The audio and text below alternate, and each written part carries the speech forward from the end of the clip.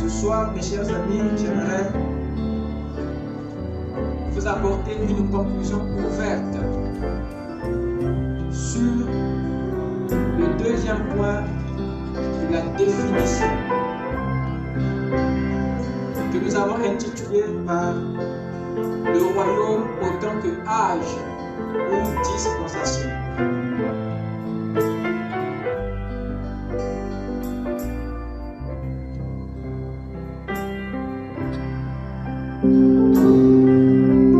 Que le Seigneur vous bénisse tous. Amen.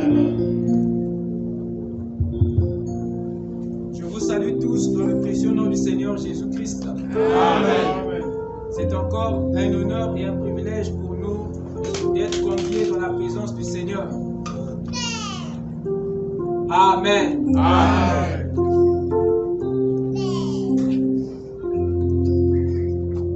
Sans plus tarder, j'aimerais vous inviter à vous lever pour lire les Saintes Écritures.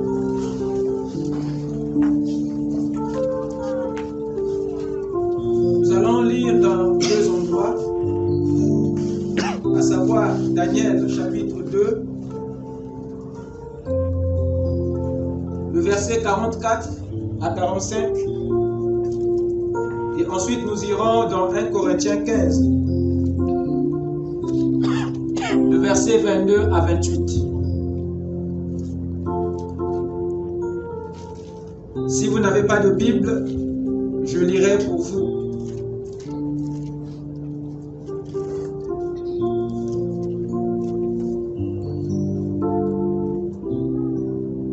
Daniel 2, verset 44.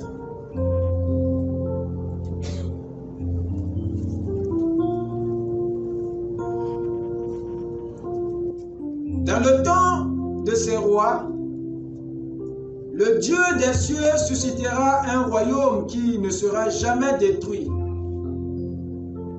et qui ne passera point sous la domination d'un autre peuple. Il brisera et détruira tous ces royaumes-là et lui-même subsistera éternellement.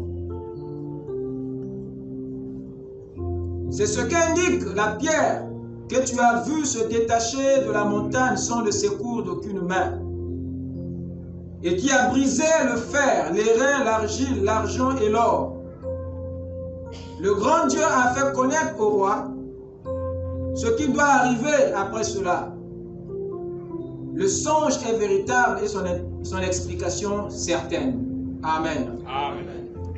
Avec nos têtes inclinées.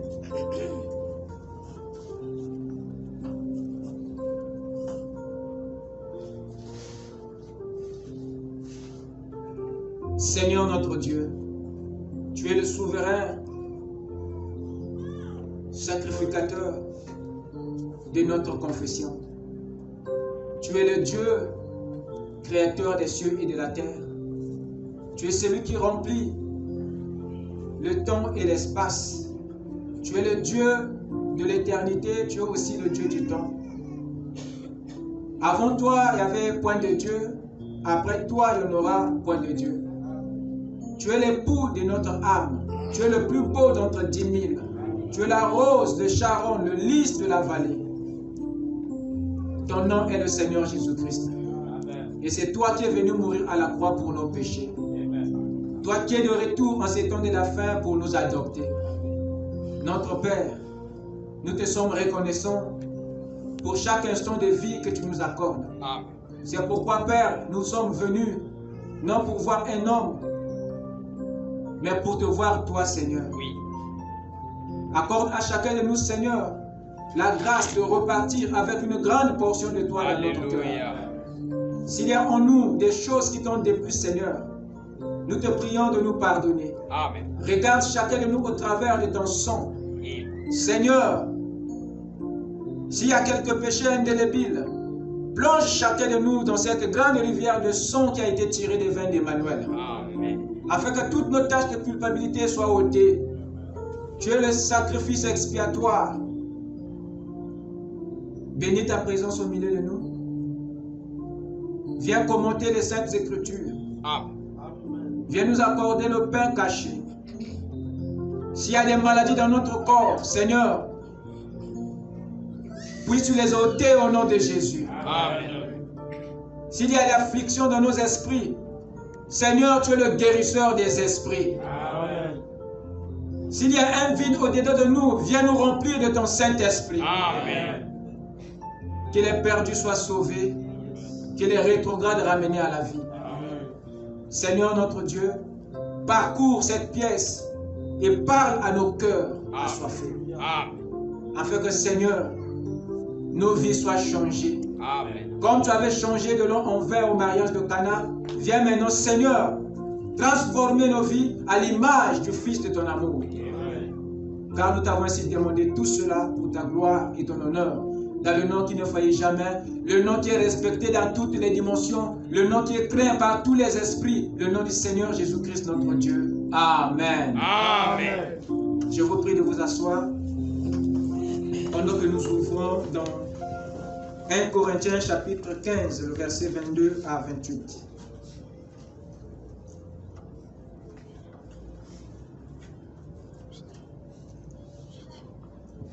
Et comme tous meurent en Adam, de même aussi tous revivront en Christ. Mais chacun en son rang. Christ comme prémisse, puis ceux qui appartiennent à Christ lors de son avènement. Ensuite viendra la fin, quand il remettra le royaume à celui qui est Dieu et Père, après avoir réduit à l'impuissance toute domination, toute autorité et toute puissance. Car il faut qu'il règne jusqu'à ce qu'il ait mis tous ses ennemis sous ses pieds. Le dernier ennemi qui sera réduit à l'impuissance, c'est la mort. Dieu en effet a tout mis sous ses pieds. Mais lorsqu'il dit que tout lui a été soumis, il est évident que celui qui lui a soumis toutes choses soit accepté. Et lorsque toutes choses lui auront été soumises, alors le Fils lui-même sera soumis à celui qui lui a soumis toutes choses, afin que Dieu soit tout en tous. Que le Seigneur ajoute ses nombreuses bénédictions à la lecture de sa parole. Amen. Ce soir, mes chers amis, j'aimerais vous apporter une conclusion ouverte sur le deuxième point de la définition que nous avons intitulé par le royaume autant que âge ou dispensation. Pour votre gouverne, nous sommes toujours dans notre grand thème, le mystère de sa volonté, précisément sur qu'est-ce que le royaume.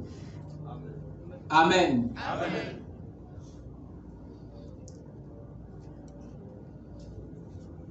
Dans ce sujet crucial et très important, il nous est demandé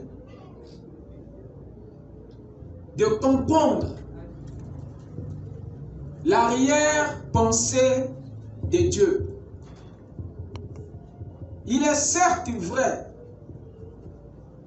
que Dieu est un être qu'on ne peut pas étudier. Dieu est un esprit. Vous êtes avec moi? Amen. Dieu est un esprit qu'on ne peut pas comprendre. Mais il est au moins un esprit qu'on peut croire. Et lorsque vous le croyez, c'est là que vous le comprenez. Vous ne pouvez pas comprendre Dieu avant de le croire. Amen, amen. Oui. Quand vous le croyez, quand vous l'avez cru, une fois que vous l'avez cru, alors Dieu ne peut plus se cacher à vous. Amen. C'est là qu'il se livre à vous.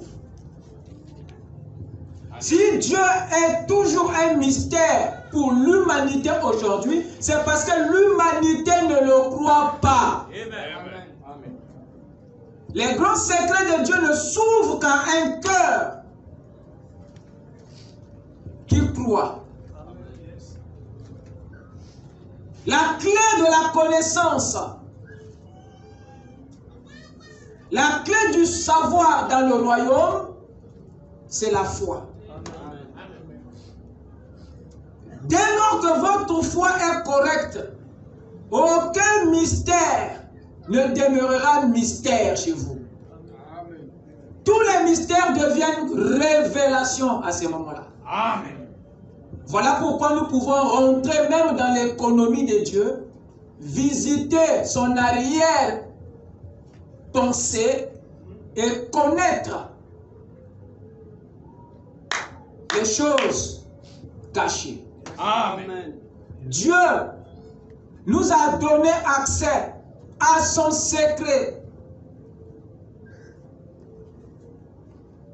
Tout le temps que Jésus marchait en Galilée, tout le temps qu'il prêchait, il a enseigné des grands mystères, il a enseigné des grandes choses, il a enseigné des grands principes, il a donné les paraboles, il a donné les énigmes, il a secoué les cerveaux des pharisiens. Mais aucun de tout ce qu'il avait dit n'avait déchiré le voile du temple et ouvrir cette pièce sacrée à l'humanité. Oui.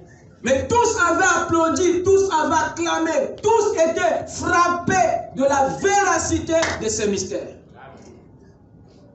Mais aucun de ces sermons-là n'avait ouvert le lieu très saint. Mais il a fallu qu'il soit suspendu entre le ciel et la terre. Il a fallu que Christ, le même qui marchait, soit amené dans un niveau un peu plus élevé, entre le ciel et la terre. Il a fallu qu'il arrive à ce niveau-là et qu'il libère un cri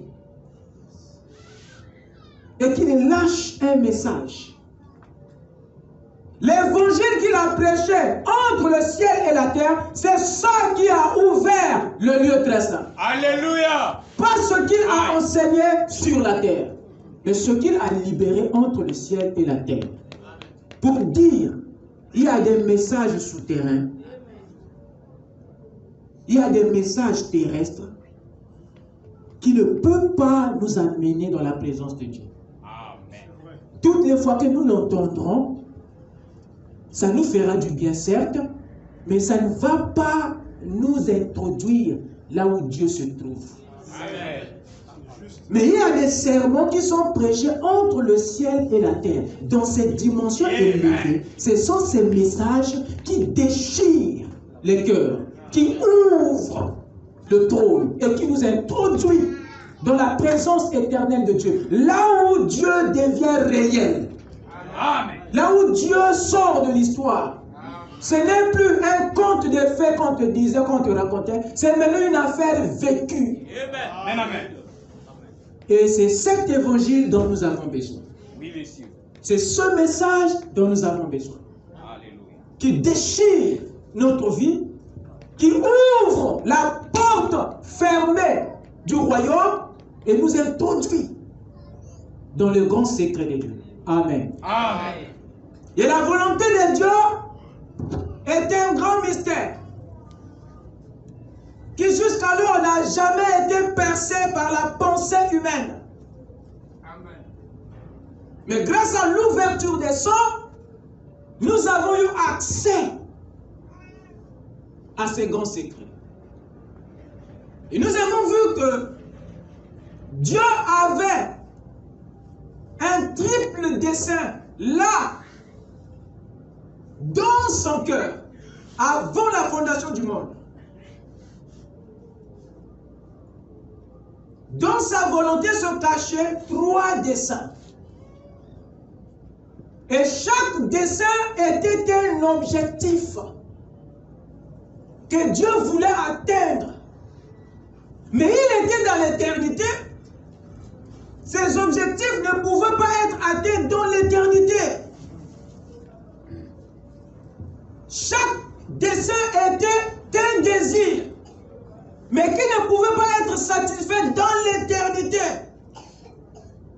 Il fallait qu'il crée le temps pour que Dieu soit satisfait. Il y avait un triple dessein, où là dans son cœur, le secret. Il voulait quoi? Premièrement, Dieu voulait se faire connaître. C'est-à-dire, se manifester. C'est-à-dire se révéler. À qui? À l'humanité, aux gens. Voilà le premier dessein de son cœur. Voilà le premier désir de Dieu dans l'éternité. Il voulait que les gens le connaissent. Il voulait que l'humanité le découvre. Pas à moitié, mais en totalité. Alléluia. C'était ça son désir. Pas que tu le connaisses à moitié. Son intention ici, ce n'est pas de vous faire connaître une partie de lui. Il ne voulait pas seulement révéler son pied. Non. Il ne voulait pas révéler son bras. Non. Il voulait révéler son être, sa personne toute entière. Amen. Afin que tu aies l'image globale de Dieu. Ce n'est pas la silhouette qu'il voulait. C'est sa personne. C'est son être. Afin que tu sois en mesure de décrire la personnalité de Dieu sans tâtonner. Alléluia. Il voulait que tu saches à qui il ressemble. Il voulait se faire connaître pleinement. Parce qu'il était persuadé. Aussi longtemps que l'humanité que j'ai créée ne me connaît pas, ils adoreront un autre. Aussi longtemps que l'humanité que j'ai créée ne me connaît pas, alors moi, Dieu, je n'aurai pas atteint mon but. Oui. Alors c'est une grande préoccupation. Parce que ça va régler la question de l'idolâtrie. Ça va régler la question de l'amnésie. Amen. Il était impératif qu'il puisse se soucier de ça. Se faire connaître. Parce que si l'humanité ne me connaît pas, c'est fini. Ils vont adorer quelque chose d'autre. Il a dit à la Samaritaine, vous adorez ce que vous ne connaissez pas. Amen. Et nous sommes nombreux qui adorons le diable au travers d'une religion. Qui adorons le diable au travers d'une église. Pourquoi? Parce qu'on n'a pas la révélation de l'objet d'adoration. Amen. Amen. Alors vous comprenez que ce souci, il avait pleinement raison de l'avoir. Parce que si nous adorons quelqu'un d'autre à la place de Dieu,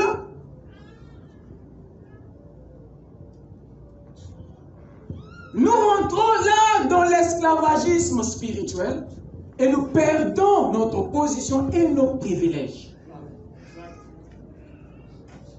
Voilà pourquoi il tenait à se faire connaître. Parce que si vous le connaissez lui, vous connaîtrez aussi qui vous êtes. Amen. Parce que vous êtes l'image de Dieu, le reflet de sa personne. Alléluia. Oui, monsieur. C'est vrai. Mais la plupart de ceux qui ne connaissent pas Dieu ne se connaissent pas aussi eux-mêmes. C'est vrai. C'est lié. C'est lié.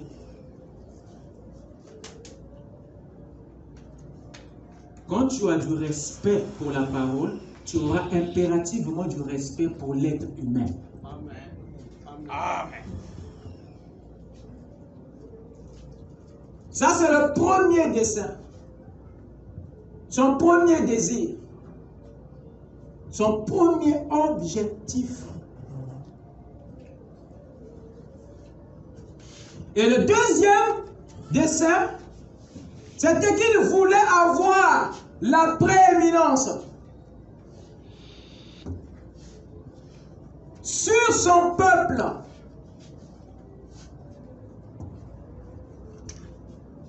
Qu'est-ce que c'est? C'est le contrôle.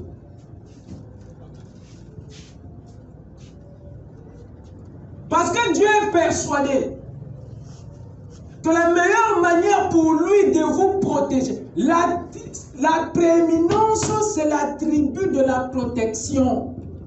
Amen. Dieu est persuadé que le meilleur moyen pour vous protéger, c'est que lui vous contrôle. S'il n'a pas contrôle sur ton être, il n'y a pas moyen qu'il te protège. La protection va de pair avec le contrôle. Vous n'allez jamais protéger quelque chose que vous ne contrôlez pas. Amen. Oh, je parle à moi-même. Amen. Quelque chose que tu perds le contrôle, tu vas le protéger comment? Dis-moi. Mais vous voulez que Dieu vous protège, nuit et jour, dans tes histoires, dans tes tralala, alors que tu ne veux même pas qu'il contrôle ta vie. Pitié. Mais tu pleures nuit et jour, tu veux que Dieu puisse te protéger. Des sorciers, des magiciens et tout ça, tu veux qu'il puisse te protéger, mais tu ne veux pas qu'il te contrôle. Anybody say amen? Amen. Alors Dieu a des mots de tête. Il se pose des questions. Qu'est-ce qui se passe? Vous le rendez impuissant.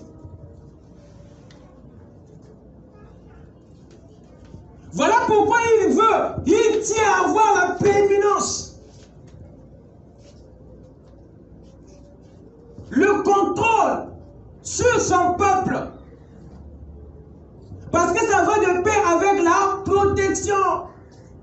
Vous ne pouvez pas toucher une personne que Dieu contrôle. Amen. Vous aurez des problèmes. C'est un Pawa Inga. Alléluia. Une fois que le Saint-Esprit te possède. Non, ce n'est pas que toi tu possèdes le Saint-Esprit, mais que le Saint-Esprit te possède. Tu deviens un danger. Oui, pour le diable. c'est vrai. Et ça, c'est le privilège que Dieu voulait nous offrir dès avant la fondation du monde. Quand il est en train de penser à la prééminence, tu n'es pas encore né, mon gars. Il se soucie par le deuxième dessein de ta protection. Écoutez, tu veux être protégé, c'est simple. Offre-toi à Dieu. C'est tout. Amen. Tu veux être protégé, offre-toi simplement à qui? À Dieu. C'est aussi simple que ça.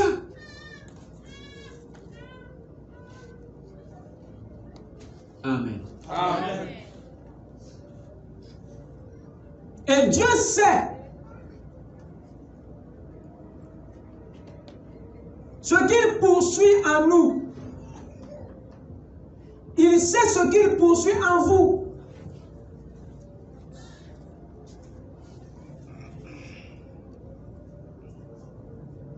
On parle de la prééminence lorsque vous avez le contrôle de l'entité la plus élevée d'une chose. Je prends un exemple. Vous venez d'acheter une voiture. Mais moi, je retire le moteur de votre véhicule. Dis-moi. Qui devient plus puissant que l'autre? À quoi te servira la voiture? Même si cette voiture, elle est belle, le pare-choc, elle est jolie, la peinture... Mais si le moteur est entre les mains de quelqu'un d'autre, mon frère, tu n'iras nulle part, à moins que tu tractes ça, mais tu auras des muscles et des courbatures partout. Parce que la plus grande partie de cette affaire est entre les mains de quelqu'un. Où est ton contrôle?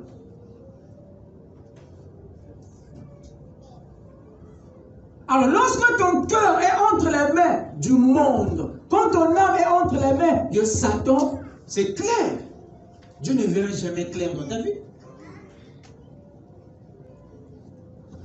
Là où se trouve ton cœur, c'est là où se trouve ton trésor, a dit Jésus. Amen. Voilà pourquoi dans ce dessin, Dieu poursuit le moteur de ta vie, qui est ton cœur. Amen. Dieu, quand il vient chercher le contrôle, il ne prend pas le corps, il ne poursuit pas l'esprit, c'est l'âme qu'il poursuit. Parce que celui qui a ton âme, il a aussi ton esprit et ton corps. Oui. Parce que le corps n'exécute que les décisions qui viennent du cœur. Amen. Amen, amen, amen, amen. La prééminence est en rapport avec notre être intérieur. Ne faites pas comme Samson qui a donné les muscles à Dieu et le cœur à Delilah. Amen. Voilà. Alors Dieu ne pouvait plus utiliser le gars. Parce que la cabine de puissance est entre les mains de la prostituée. Alors, lorsque tu vends ton cœur au monde, tu rends maintenant la puissance divine inactive dans ta vie.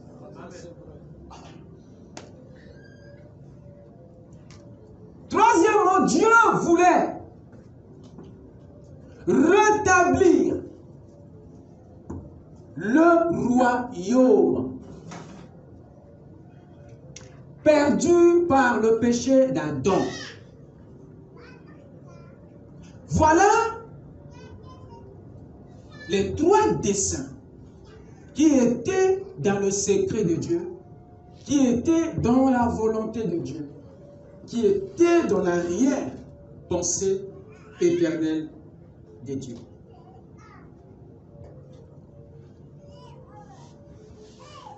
Mais Dieu ne pouvait pas rétablir le royaume avant d'avoir la prééminence. Il ne veut pas de risques. C'est la seule personne qui ne fait pas des choses au brouillon. Amen. Comme toi. Dieu est précis. Il ne peut pas rétablir avant d'avoir la prééminence. Et il ne peut pas avoir la prééminence avant de se faire connaître.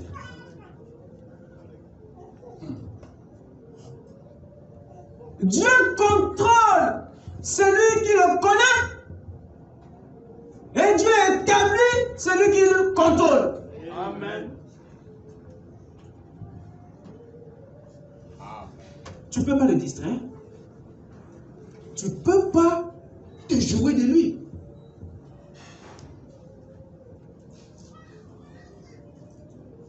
Donc le rétablissement du royaume, c'est ça qui oblige Dieu de se faire connaître et d'avoir la prééminence.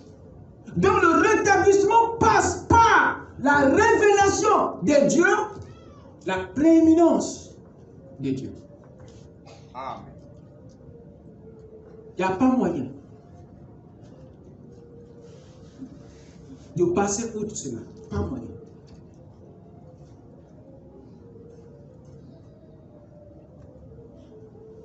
Et chaque dessin que vous voyez ici obéit à un principe. C'est lequel? Il y a un temps pour chaque acte. Il y a un âge pour chaque dessin. Dieu ne fait pas des choses par précipitation. Il a prévu un temps dessein. Il a prévu un moment pour chaque acte. Il a prévu un âge pour chaque objectif.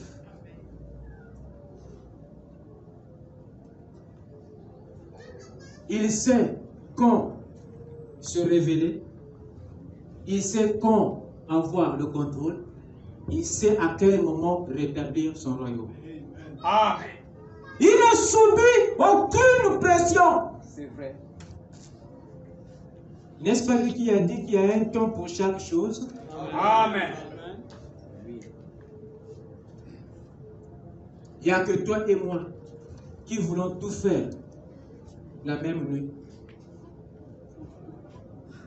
Voilà pourquoi à la fin nous avons une vache qui broute l'herbe sur un arbre. Dieu a prévu une dispensation pour chaque dessein.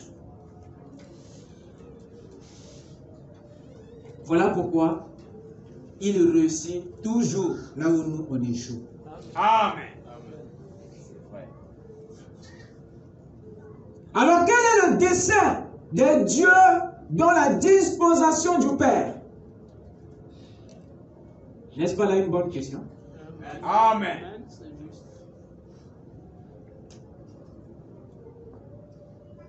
Dans la disposition du Père,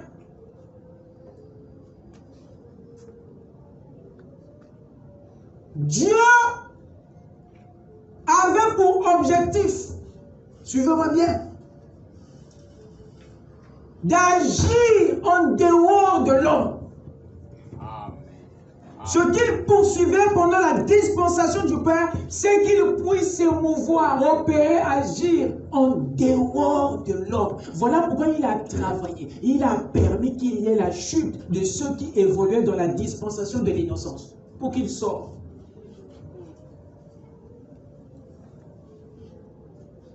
Parce que lui, dans cette dispensation, il devait se mouvoir au-dessus, pas dans, pas à côté, au-dessus. Alors il devait à tout prix quitter Adam. Il fallait qu'il le quitte. Parce que la dispensation lui impose un comportement. Dites Amen. Amen. Lui, il veut se mouvoir au-dessus. Pourquoi toi, tu veux le retenir dedans? Ça ne marche pas. Il va te battre que tu tombes, qu'il soit beau. Voilà pourquoi il a permis la chute. Pour qu'il s'échappe. Et qu'il agisse au-dessus. Il ne voulait pas que vous le liez. Ça allait compromettre tout ce qu'il avait prévu faire après. Il a travaillé pour que Adam tombe et que Dieu soit libre de se mouvoir ou au-dessus. Alléluia. Dieu ne pouvait pas se révéler pleinement dans la dispensation du Père. Il ne pouvait pas. Il ne pouvait pas.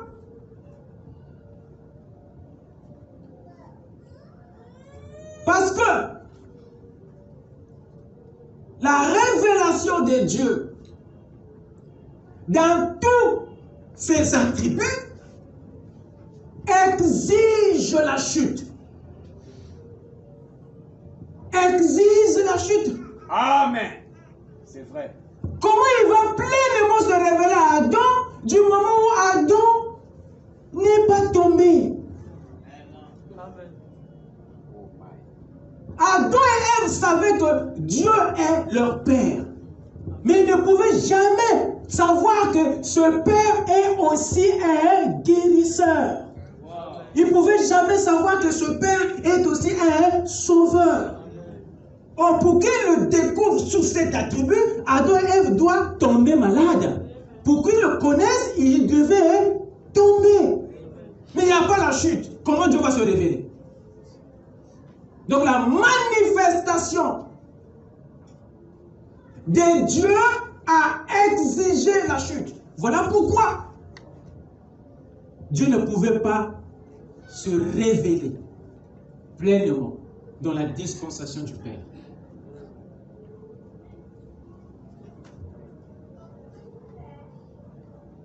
Alors il a travaillé pour que les deux tombent. En fait, il amène une couverture temporaire du sang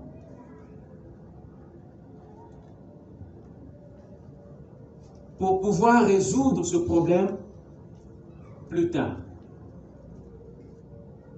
Entre-temps, ça lui donne la possibilité de se faire pleinement connaître à ses enfants au travers des attributs que Adam et Ève n'avaient jamais connus dans la dispensation de l'innocence.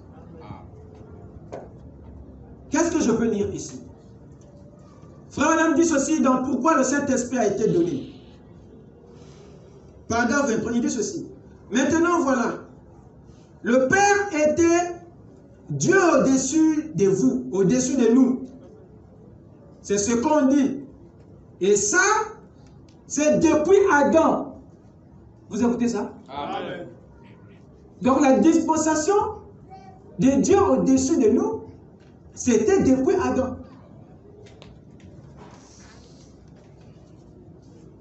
Dieu le Père était au-dessus de Moïse et des enfants d'Israël dans une colonne de feu. De la puissance de Dieu pour transformer, il dit ceci. Maintenant, remarquez, qu'est-ce qui était arrivé dans le jardin d'Éden? Dans le jardin d'Éden se trouvait l'économie de Dieu.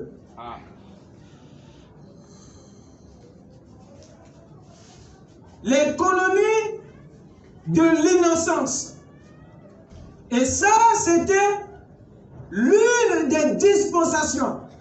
Je suis au paragraphe 113.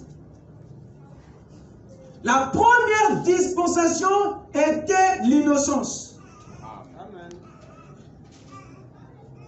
Le peuple ne connaissait pas le péché. Il ne savait rien au sujet du péché.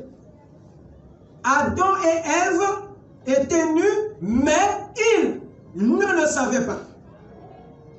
La nudité était cachée à leurs yeux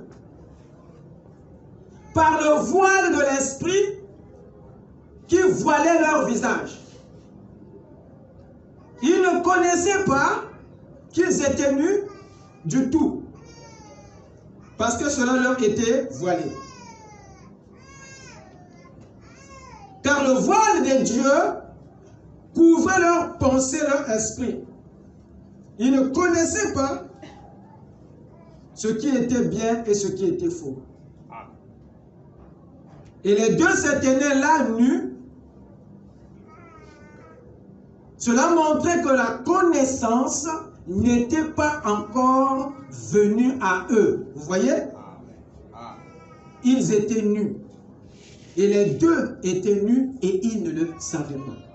Ça, c'est la dispensation de l'innocence. Et le péché est arrivé dans cette dispensation. Qu'est-ce qu'il dit encore? Dans le mystère de Dieu, dans Christ est le mystère de Dieu révélé, paragraphe 173, il ajoute ceci.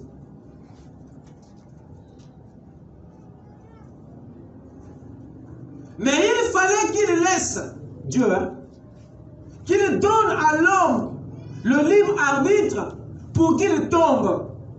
Et qu'ainsi il puisse être un sauveur. Manifester ce qui est en lui, voyez, son attribut de sauveur. Il fallait que quelque chose soit perdu. Vous écoutez ça? Amen. Et du fait même que l'homme soit tombé et été perdu, il en est devenu le sauveur. Amen. En appliquant sa propre loi.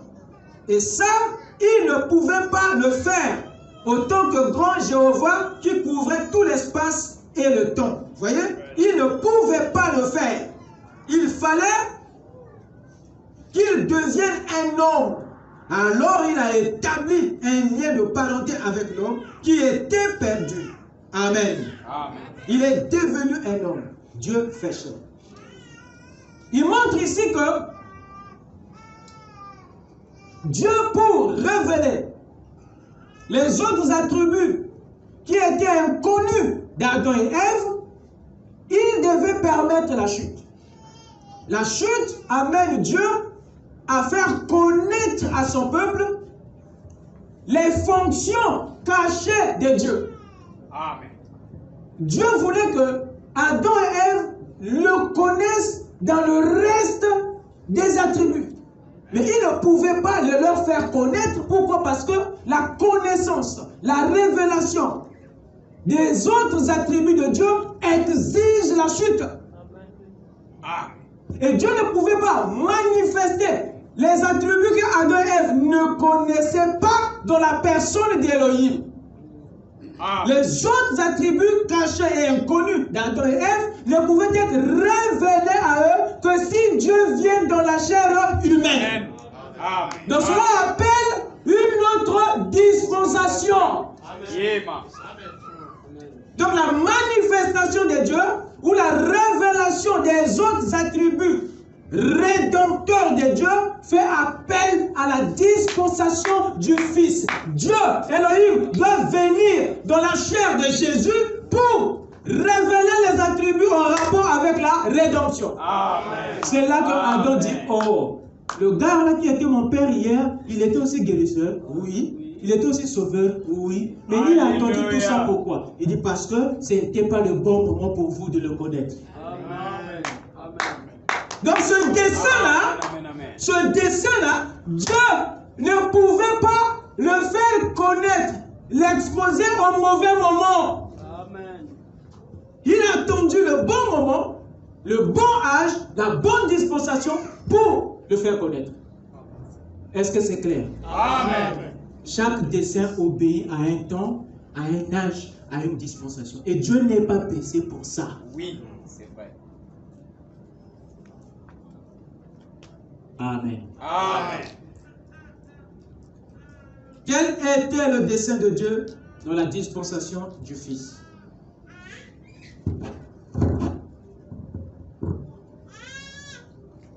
Dans la dispensation du Fils, son objectif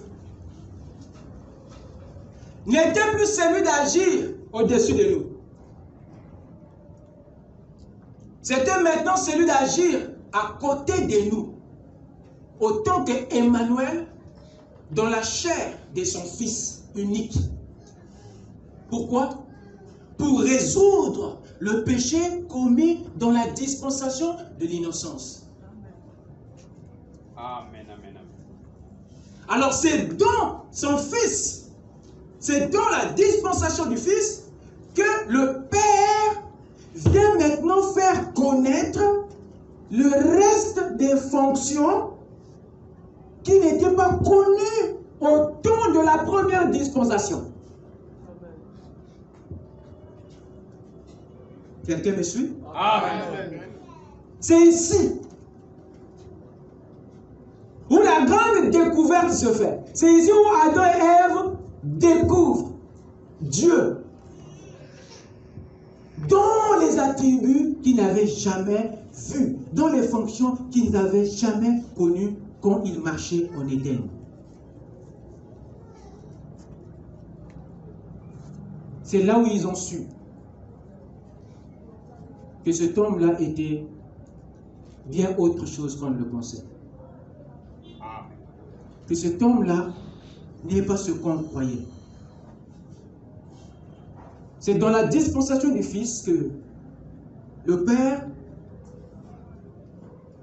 nous libère de l'emprise du péché adamique, nous libère du pouvoir de Satan par le sang versé. Alors cela donne à l'Église une autre aperçu de Dieu. Amen. Cela nous révèle un autre visage de Dieu. Oui. Donc si cette dispensation du Fils n'était pas ouvert, alors nous serions restés dans une connaissance précaire de qui est Dieu. Oui. Oui, messieurs. Amen. Quelqu'un peut me comprendre? Amen.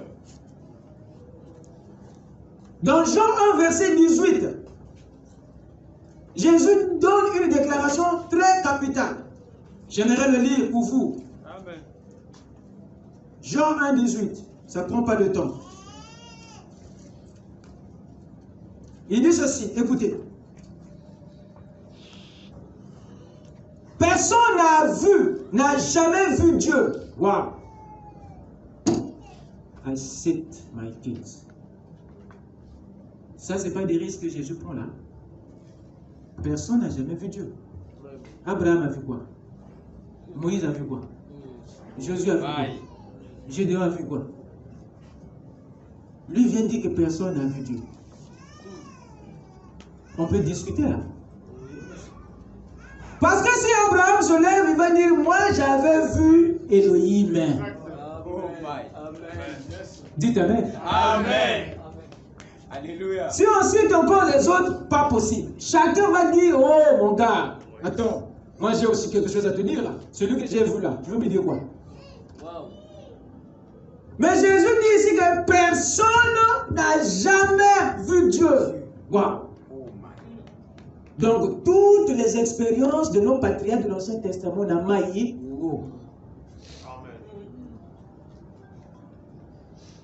Parce qu'on ne va pas dire que Jésus ment. Il se tient quelque part. Voilà. Donc il est mieux que tu dises à Abraham, calme-toi. Voilà. Le gars là sait de quoi il parle. Amen, amen, amen. Il dit personne. Personne n'a jamais vu qui? Dieu. Le Fils unique qui est dans le sein du Père est celui qui l'a fait comment? Connaître. Ah! Donc si le Fils n'était pas venu, on n'allait jamais connaître le Père. Donc le Fils, c'est celui qui vient nous faire connaître le Père. Le Fils, c'est celui qui vient nous révéler le Père. Oui. Le Fils, c'est celui qui vient manifester le Père. En dehors du Fils, il n'y a personne. Amen. Pourquoi? Parce que les attributs que le Père révèle dans le Fils, vous ne les avez jamais vus dans la dispensation du Père. Là où Abraham a vécu. Amen. Donc Jésus a raison. Oui, monsieur. Amen. Amen. Et vous voyez que le premier dessein de Dieu va de pair avec la dispensation du Fils. Dieu s'est fait connaître dans les restes des attributs de la rédemption que dans le Fils. Ce premier dessein va de pair avec une dispensation appelée la dispensation du Fils.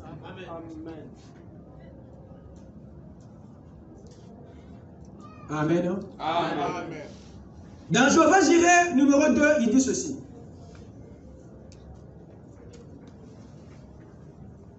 Or, Dieu a 7 noms composés en rapport avec la rédemption. Nous savons cela. Et on ne peut pas les dissocier de Christ. On ne peut pas les dissocier. Christ a correspondu à chacun d'eux. De ces noms composés en rapport avec la rédemption. Frère Bana pose la question, vous croyez cela? Croyez-vous qu'il est Jéhovah Jireh? Amen. Le sacrifice pourvu par l'Éternel? Amen. Amen. Et Jéhovah Rapha, alors l'Éternel guérit toutes les maladies? Et si ça ne s'appliquait pas à Christ, alors il n'était pas Jéhovah Jireh. Donc, on ne peut pas les dissocier. Tout cela forme un tout. Voilà, c'est ça. Il ne peut pas être Jéhovah Rapha sans être Jéhovah Jireh. Il ne peut pas être non plus Jéhovah Jireh sans être Jéhovah Rapha. Il a été blessé pour nos transgressions et c'est par ses meurtrissures que nous avons été... Dieu t'amène. Amen.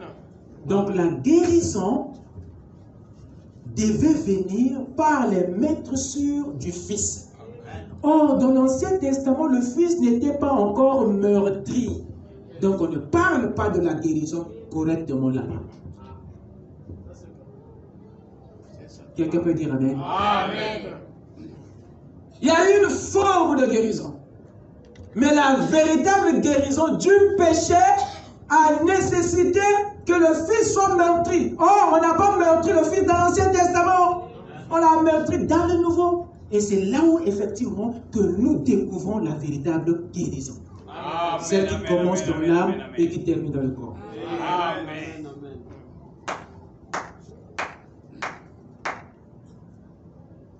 Qu'est-ce qui se passe? Nous avons maintenant la troisième dispensation, qui est la dispensation du Saint-Esprit. Quel est alors le dessein majeur de Dieu dans cette troisième dispensation de la rédemption? Ici, Dieu ne veut plus agir au-dessus de nous. Il ne veut plus non plus agir à côté de toi. Il en a marre. Dans la dispensation du Saint-Esprit, Dieu veut revenir en toi pour devenir toi afin d'agir en toi et par toi. Le grand désir de Dieu dans la dernière dispensation, c'est que Dieu devienne toi. Amen. Ici, Dieu veut devenir homme. Amen. Le seul moyen pour lui, c'est qu'il vienne en toi. Alléluia. Voilà ce qui motive Dieu dans la troisième dispensation. Il ne veut pas se contenter du dehors. Il veut être toi. Il veut être en toi. Il veut agir par toi. C'est dans cette dispensation du Saint-Esprit, bien sûr, que Dieu prend la prééminence. C'est ici où Dieu rétablit le royaume. Amen. Et c'est le dernier dessein, le troisième dessein de Dieu qui fait de la dispensation du Saint-Esprit une dispensation du royaume. Parce que c'est là où Dieu prend le contrôle, c'est là où Dieu rétablit le royaume, c'est là où Dieu devient homme, devient toi, et toi tu deviens lui. Quelqu'un peut dire Amen? Amen. Il avait déjà annoncé ça dans les types et dans les ombres. C'est les disciples qui n'avaient pas saisi. C'est l'Église qui n'a pas saisi. Le grand défi de Dieu aujourd'hui, c'est que lui, la parole devient faite chair en toi. De tel que tu es assis, c'est que Dieu attend que toi, tu deviennes lui. Oui. Aussi simplement que ça. Alléluia. Oh my. Vous vous nourrissez de la parole. C'est pour quel objectif? C'est pas pour bourrer la tête. Non. C'est pour que vous perdez votre personnalité, vous revêtez la personnalité de Dieu. Voilà. Ouvrez avec moi dans Actes. Nous allons lire quelque chose. Actes chapitre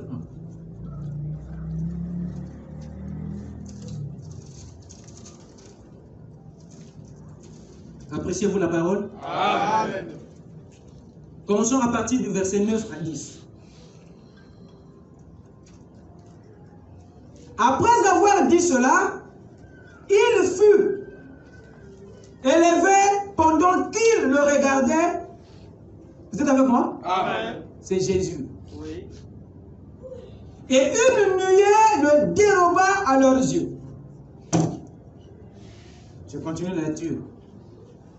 Et comme ils avaient les regards fixés vers le ciel, pendant qu'ils s'en allaient, voici des hommes vêtus de blanc leur apparurent et dirent, hommes galiléens, pourquoi vous arrêtez-vous à regarder au ciel? C'est Jésus qui a été enlevé du ciel du milieu de vous, viendra de la même manière que vous l'avez vu allant au ciel. Amen. Gardez. Alléluia. Oh my. L'église était là, voyant le maître s'en aller. Pendant qu'il partait dans l'ascension, ils ont vu bien un homme qui montait, ni moins ni plus. Et arrivé quelque part, une nuée l'a dérobé. Amen. Ça, c'est ce que dit la version que nous avons. Amen. Lisez la version hébraïque, vous comprendrez que même les mots ne disent pas la même chose. Ici, on dit que non, il montait et une nuée l'a dérobé. Mais là-bas, il dit qu'il montait et il devint la nuée. Voilà. Qu'est-ce qui s'est passé? Cet homme-là, qui rentrait chez lui, pendant son ascension, il est passé d'un homme à une nuée. Yes.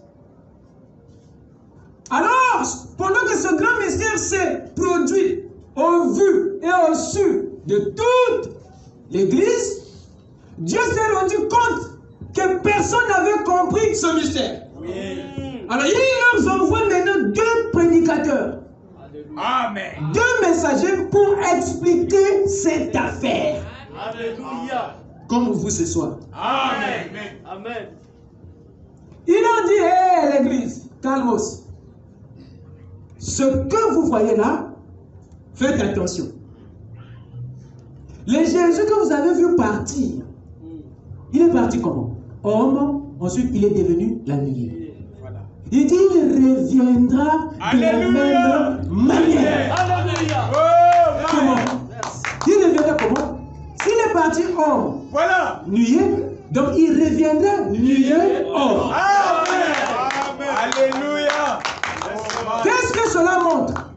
Ça montre que dans la dispensation de sa venue, Dieu, la colonne de feu, son grand objectif, ce n'est plus de rester nuée colonne de feu, mais de devenir homme. Amen. Amen.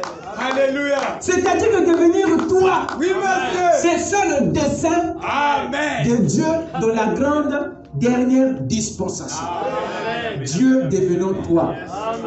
Amen. Amen. Et il a dit ça ici depuis Actes. Et tout le monde est parti puiser de l'eau, ils n'ont pas compris ça. Et ils sont là en train de faire des débats, des histoires, tout ça. Oh, il est venu, il n'est pas venu, il vient de... Non, la Bible est claire. Vraiment.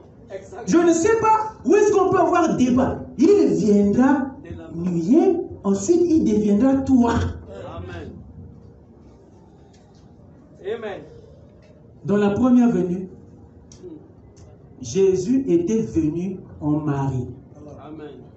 C'est en mari, c'est dans une église, c'est dans une femme que le Messie est venu. Vrai ou faux? C'est vrai. Amen. Vous voulez qu'il vienne encore, qu'il revienne en dehors de l'homme, pourquoi? Pour la première fois, il est venu au travers de l'homme, la femme, Marie, l'église. Vous voulez qu'il revienne en dehors de ça, pourquoi? Si là-bas il avait un corps, dans sa seconde venue, il doit avoir un corps. Ne brisez pas les lois, vous aurez des problèmes pour rien. Voilà. Vous ne saurez pas résoudre. Voilà. Amen. Amen. C'est clair. Laissez ceux qui ont le Saint-Esprit prêcher la parole. Voilà. Dieu te bénisse. Est-ce que c'est grave ça? Non, non. C'est clair. Vraiment. Qu'est-ce qui se passe? Dieu,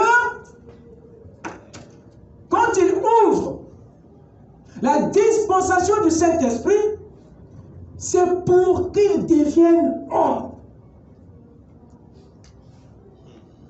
Et quand Dieu devient homme, ça veut dire qu'il opère maintenant dans l'homme autant qu'homme. Et ça lui donne le contrôle dans l'homme. Et ça lui permet de rétablir les choses dans l'homme, à l'homme et sur la terre. Alléluia. Parce que l'homme, c'est une créature céleste, mais qui est destinée à fonctionner sur la terre. Amen. Alors Dieu ne peut pas avoir le contrôle sur la terre en dehors de l'homme. Amen. Voilà pourquoi il doit devenir l'homme pour rétablir la terre. Parce que l'agent officiel de la terre, ce n'est pas Dieu sur la terre, mais c'est l'homme. Dieu doit venir dans l'homme pour restaurer l'homme et la terre. Raison pour laquelle l'homme est au centre de la troisième dispensation. Amen. Même le royaume ne peut pas être rétabli si Dieu ne revient pas d'abord dans l'homme. Amen. Amen. On va arriver.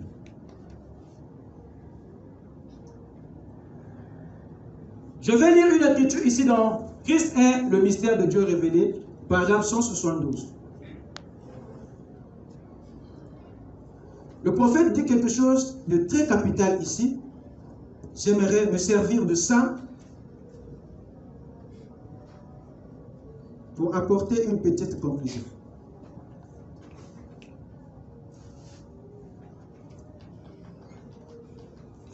Qu'est-ce qu'il dit ici?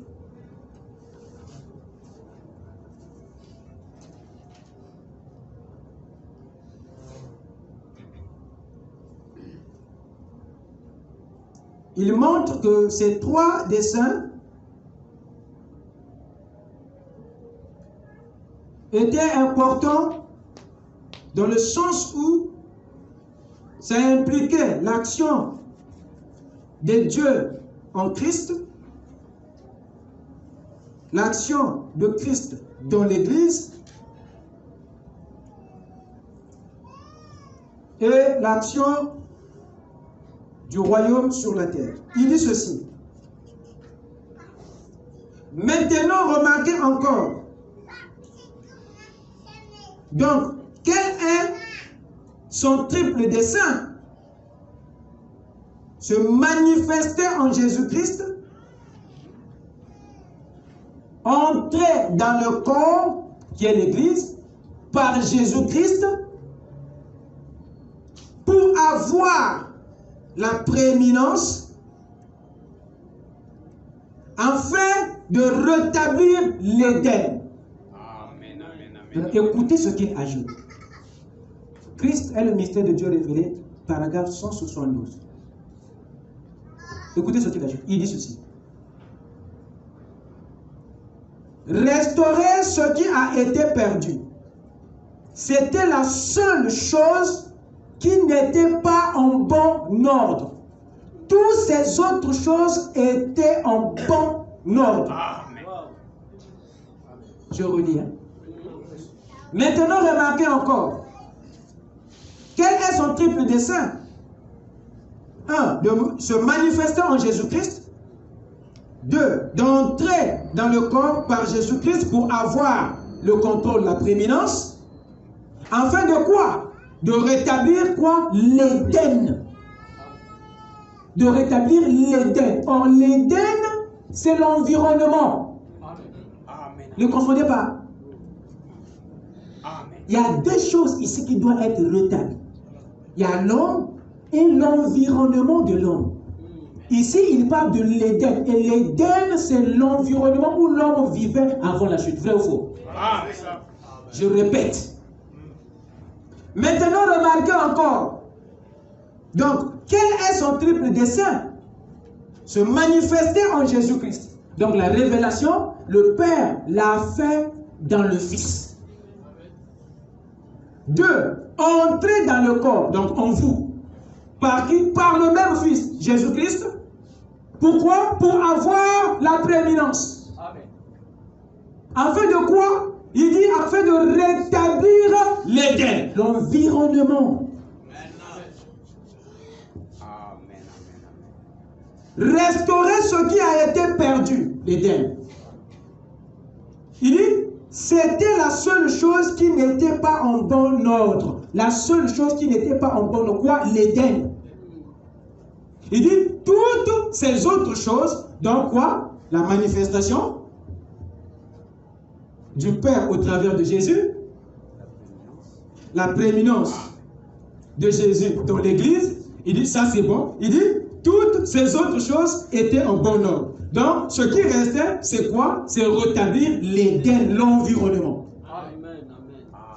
Donc, tel que vous êtes là, je suis là pour vous dire que le royaume a déjà été restauré en vous. Amen. Ce qui reste, c'est votre environnement. Amen. Alléluia. Vous écoutez ça? Amen. Amen. La partie spirituelle du royaume a déjà été restaurée. Amen. Où? Dans l'homme. Amen. Mais ce qui reste, c'est l'Éden, l'environnement. Amen. Voilà pourquoi l'enlèvement va se faire. Pour donner à Dieu l'occasion de refaire votre environnement. Exactement. Amen. Parce que vous n'allez pas vivre l'éternité dans cet environnement pollué par le diable. Alors Dieu doit vous déplacer temporairement, vous envoyer d'abord au repos, pour maintenant nettoyer la terre au travers de la bombe, au travers du souffle, pour refaire une activité volcanique, afin de refaire les montagnes, refaire l'environnement avant la chute, ensuite de venir vivre ici sur la terre. Le but de l'enlèvement, c'est que vous permettez à Dieu de passer un coup de balai ici, ensuite vous revenez. Amen. Alléluia. Vous n'allez pas au ciel pour aller vivre là-bas, parce que vous n'avez pas été créé des anges. Wow. Vous avez été créés des hommes et des femmes, et votre destinée est de vivre sur la terre. Amen. Comme votre environnement a été gaspillé par Satan, Dieu doit le refaire. Amen. Alors, il ne peut pas le refaire pendant que vous êtes là. Alléluia. Il n'a-t-il pas dit? Amen. C'est ça même. Il ne peut pas le faire pendant que tu es là. Alléluia. Merci. Dites Amen. Amen. Il n'a pas lâché le feu pendant que l'autre était à Sodome. Il n'a pas fait ça. Oui. Il faut d'abord que l'autre sorte et après il nettoie. Amen. Il faut que Noé entre d'abord dans l'âge, ensuite il nettoie. Bon, pourquoi tu veux que Dieu le fasse pendant que tu es là, même si le royaume est déjà restauré, mais attends que Dieu nettoie maintenant le domaine. Merci. C'est la raison de l'enlèvement. Est-ce que c'est clair? Amen. On fait l'enlèvement, frère, on se l'enlève, il ne sait même pas pourquoi. Frère, on va aller au ciel, frère, on va vivre au ciel, frère, on va manger des poulets au ciel. Regardez-moi ça. Amen. Donc, il y a des gens qui prêchent ça qui ne savent pas. Exactement. Dites Amen. Amen. Je vais avancer. Avancez. Amen. Donc, le premier dessein exige que Dieu soit en Christ pour le faire connaître. Aussi longtemps que Dieu n'est pas en Christ, il ne peut pas se révéler.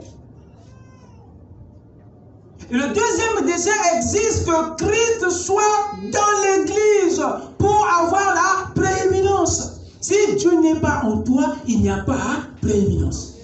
Amen. Si vous remarquez bien, la révélation de Dieu exige le Père de s'incarner dans la chair de son Fils pour révéler les attributs inconnus de la rédemption. Le deuxième dessein exige la même chose. Cette fois-ci, c'est Christ qui doit s'incarner dans le peuple, en chacun de vous, dans les hommes et les femmes, pour avoir le contrôle de son peuple. Amen. Est-ce que c'est clair? Amen. Et ici, le troisième dessein exige que le royaume soit d'abord restauré à l'homme, dans l'homme, avant qu'il soit établi, avant que l'Éden, l'environnement originel de l'homme, soit rétabli sur la terre. Amen. Je répète. Ici, le troisième dessein, le royaume, il exige que le royaume soit d'abord restauré à l'homme, dans l'homme, avant que l'environnement, l'Éden, soit rétabli sur la terre. Amen. Il faut que le royaume soit d'abord restauré en nous avant que notre environnement soit rétabli.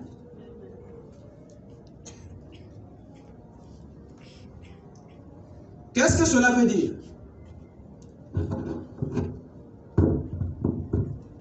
Il y a deux choses qui vont avec le royaume.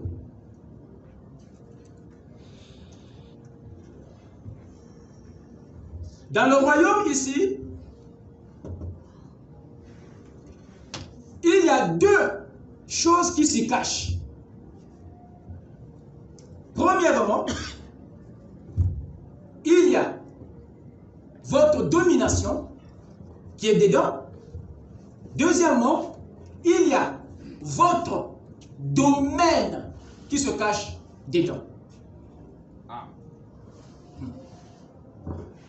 La domination, qu'est-ce que c'est? C'est votre autorité perdue. Le domaine, qu'est-ce que c'est? C'est votre Éden perdu, votre territoire.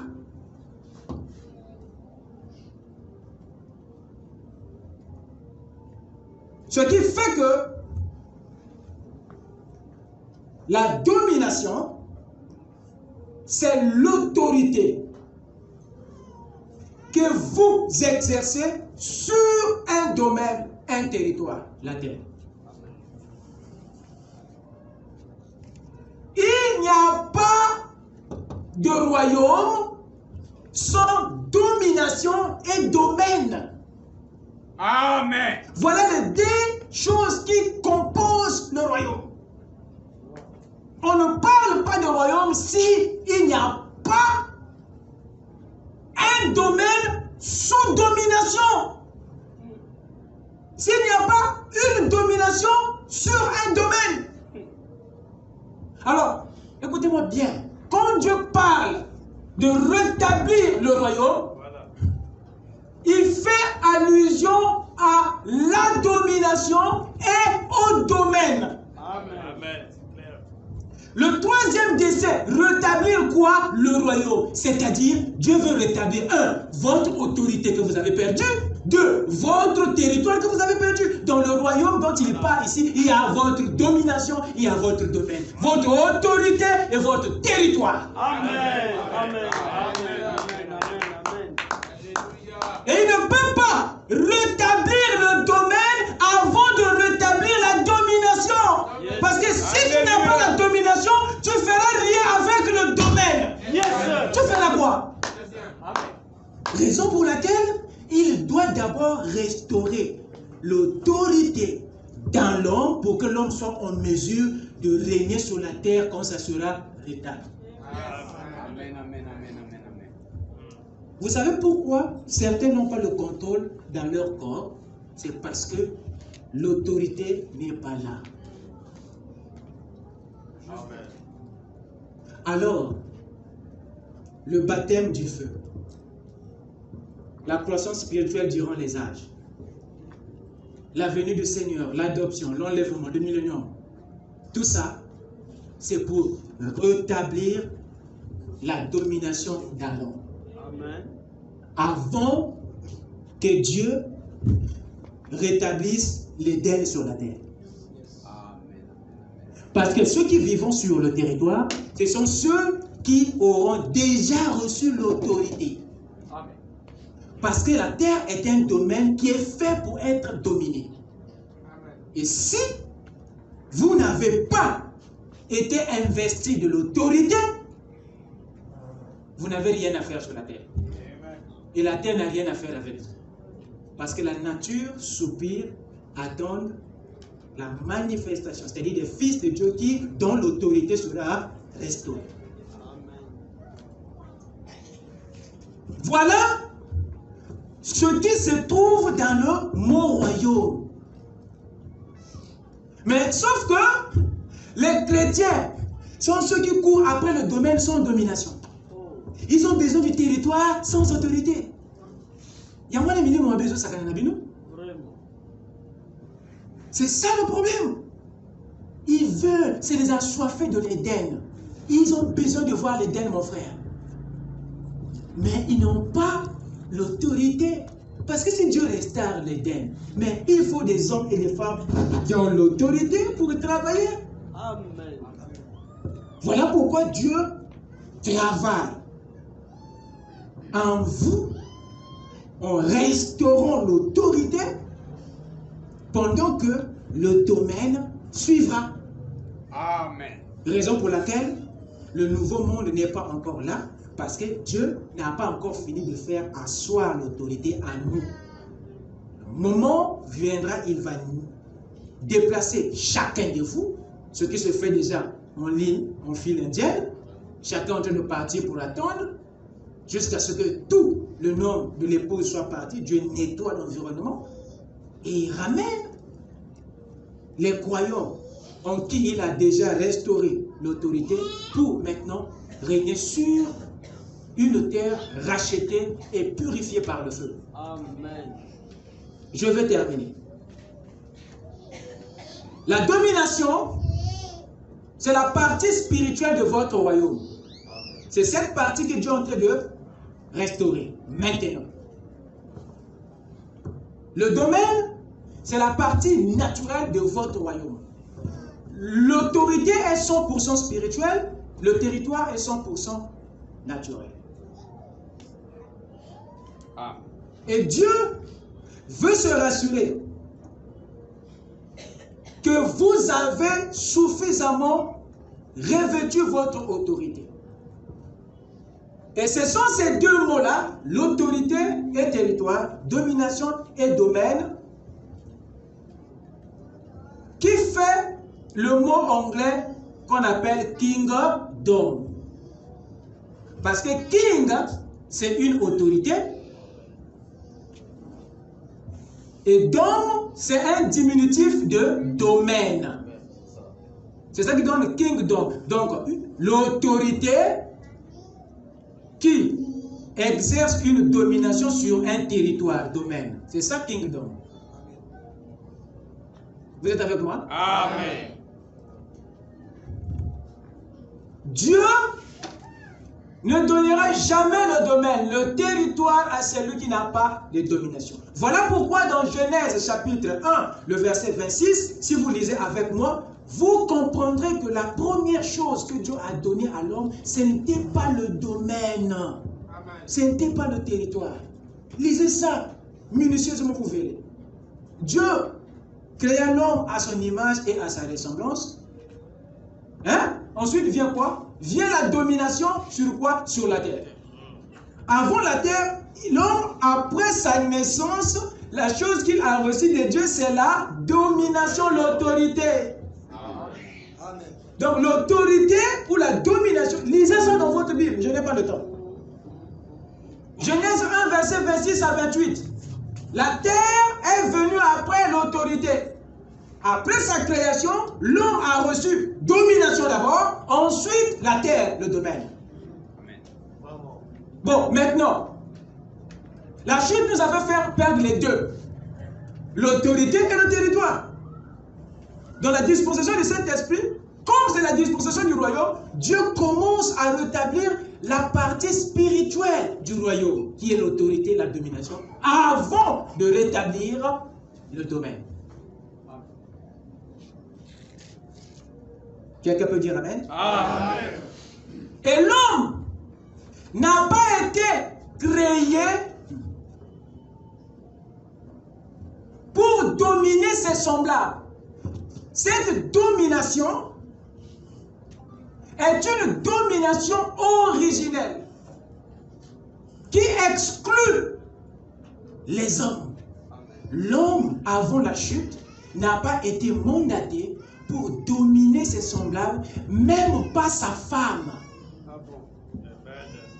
Et cette domination n'est pas une simple autorité, n'est pas un simple pouvoir, n'est pas une simple influence que l'homme, le king, Adam, le roi, exerce sur le domaine.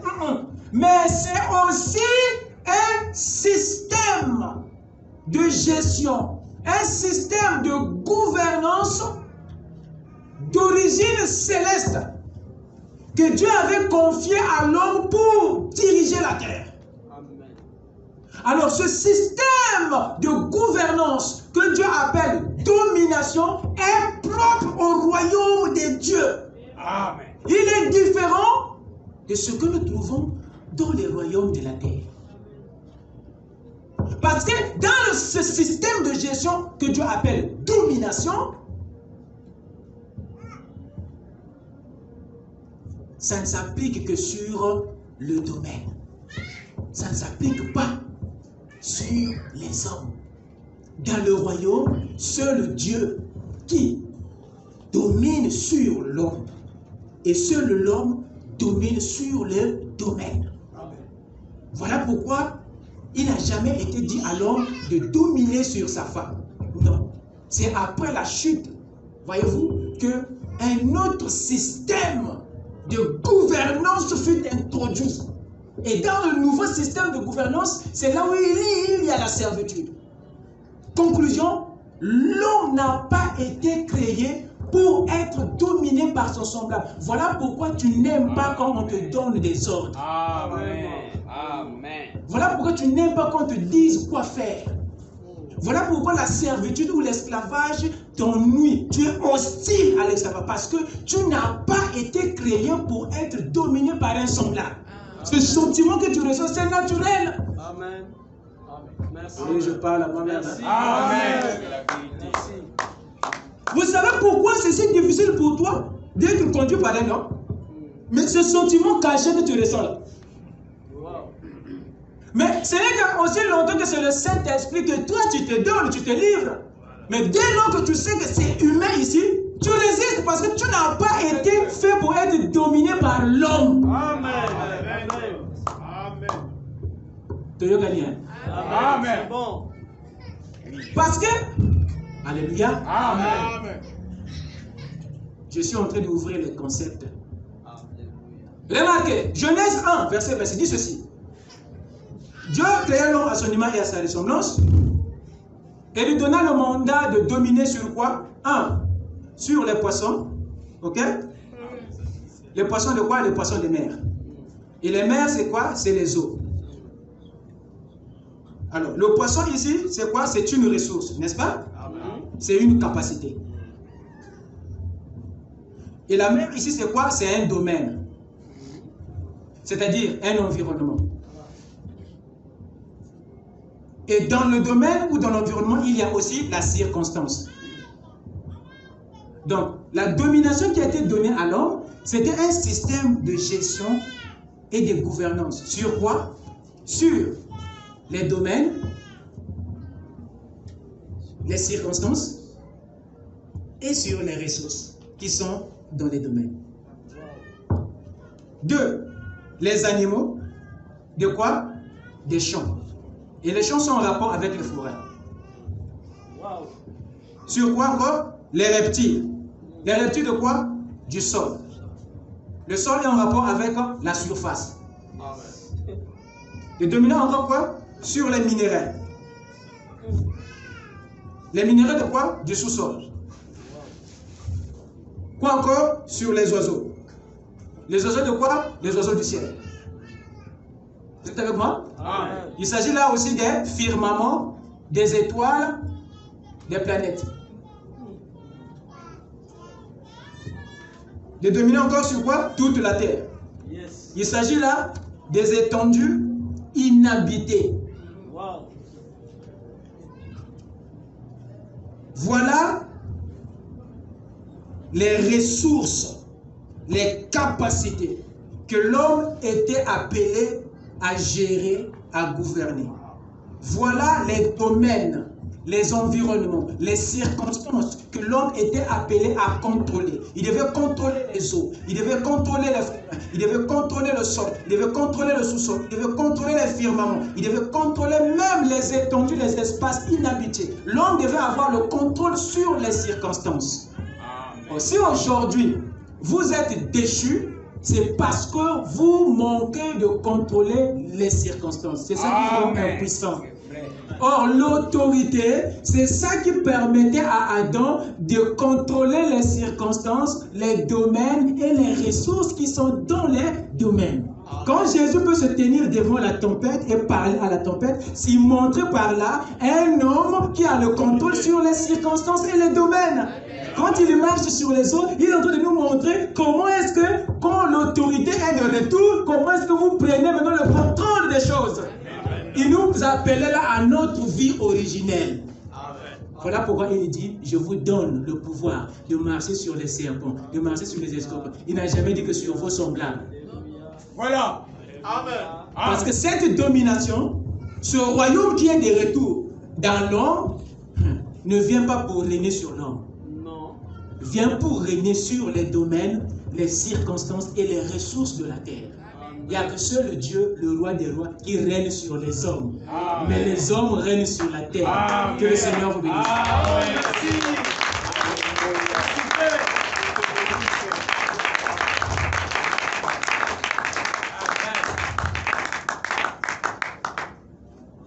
Ah, j'ai des citations ici. Lèvons-nous. Vraiment. Le temps est parti. J'ai déjà suffisamment pris de votre temps. Je voulais quand même lire une citation en rapport avec ça. Mais que cela ne tienne, on aura l'occasion. Amen. Amen. Avec nos têtes inclinées. Tu es digne, tu es digne. Jésus, tu es digne, tu es digne.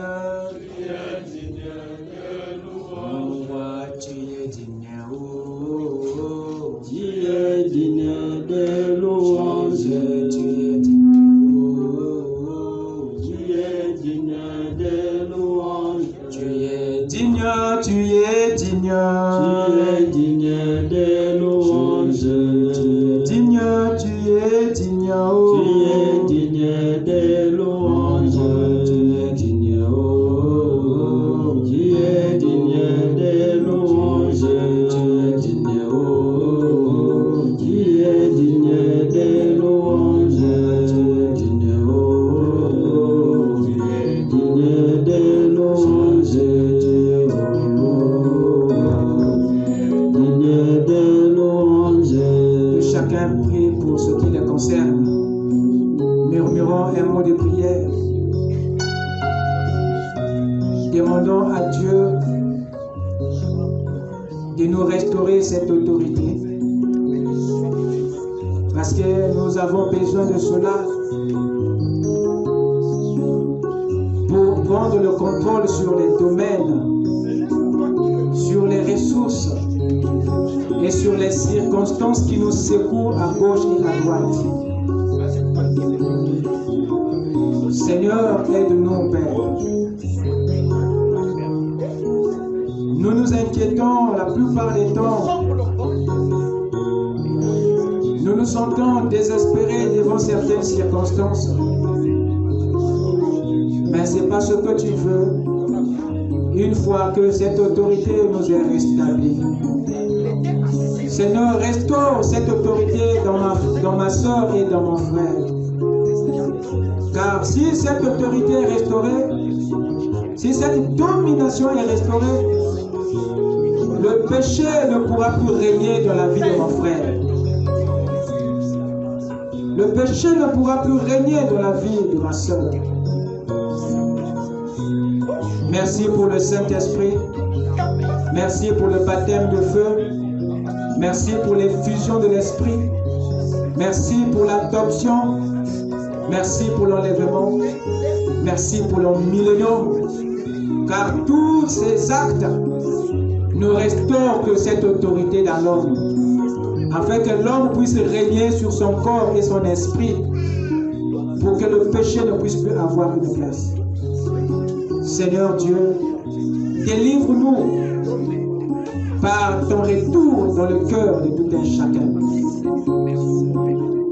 Seigneur, je prie, Seigneur, pour tout ce qui me concerne personnellement, que tu m'aides avec ce peuple, Seigneur, à revêtir le royaume dans notre être intérieur, pendant que nous attendons, Seigneur, l'Éden dans toute sa beauté.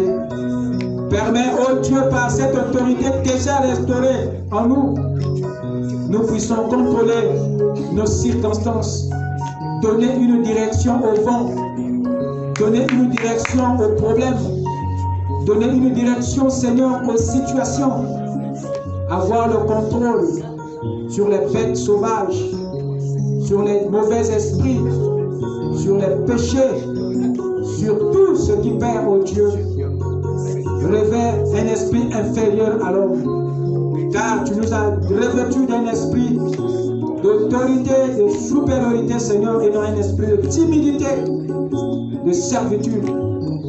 Accorde cela, Père. Alors, mon Dieu, je t'invite à agir dans la vie de tout un chacun. Accompagne ton peuple, Seigneur, dans cette autorité, dans cette domination, Seigneur, afin que chacun règne sur le domaine de son corps, sur le domaine de son esprit, et qu'ils deviennent tous des rois couronnés parce qu'ils ont la victoire. Ils ont vaincu le mal dans leur corps. Ils ont vaincu la corruption dans leurs pensées. Et ils ont été établis sur le trône avec Christ pour régner. Seigneur, accorde tes bénédictions alors que nous te le demandons, Père. Dans le nom de Jésus-Christ, nous t'avons ainsi prié. Amen. Amen. Que le Seigneur vous bénisse. Amen. Merci beaucoup pour votre patience. Nous sommes arrivés à la fin, Frère Jacques. Allez dans la paix du Seigneur. Amen. Shalom. Amen.